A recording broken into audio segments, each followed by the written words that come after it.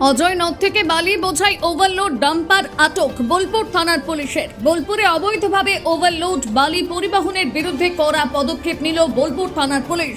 অজয় নদ থেকে বালি বোঝাই করে নিয়ে যাওয়ার সময় এখনো পর্যন্ত দুটি ডাম্পার আটক করেছে পুলিশ। জানা যায় আটক ডাম্পারগুলি দিনের বেলাতে বোলপুর শহরের ওপর দিয়ে চলাচল করছিল। গোপন সূত্রে খবর পেয়ে বোলপুর থানার পুলিশ অভিযান চালিয়ে গাড়ি দুটোকে আটক করে। পরে পরীক্ষা করে দেখা যায় ডাম্পারগুলিতে পরিবহনের নির্ধারিত ক্ষমতার তুলনায় অনেক বেশি পরিমাণে বালি বোঝাই করা ছিল।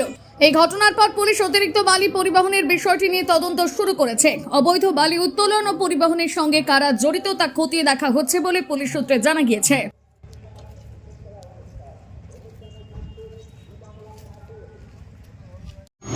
আমি জানি না দাদা। না আপনি তো চালিয়ে নিয়ে এসছেন। না না আমি জানি না। হ্যাঁ আমি জানি না। না গাড়িটা কোথা থেকে এলো? আমি জানি না বলছি। হ্যাঁ জানি না স্যার। আমি গাড়িটা তো আপনি নিয়ে এলেন তো।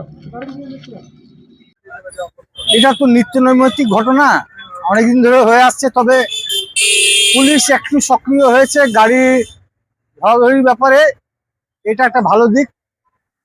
বালির ব্যাপারটা হচ্ছে অদ্ভুত ব্যাপার। এই বালি নিয়েই পুলিশ বেঁচে আছে আর সরকার বেঁচে আছে। আমার ধারণা পুলিশের কতটুকু করণীয় আছে সেটা ভাবার ব্যাপার। কারণ এই বালি নিয়ে সাধারণ মানুষ অতিষ্ঠ হয়ে গেছে। কারণ একটা ট্রাক্টর গাড়ি বালি লাগলে সে প্রশাসনের ক্ষমতা নেই যে বালিটা ওখানে পৌঁছে দেবে। মানুষের অসুবিধায় ফেলে পুলিশ কিন্তু বালির গাড়ি ধরছে, টাকা তুলছে বা ফাইন করছে, যাই করছে, কিন্তু মানুষের কথা ভাবছে না পুলিশ। এইটা হচ্ছে বোলপুরবাসীর কাছে একটা দুঃখজনক ঘটনা।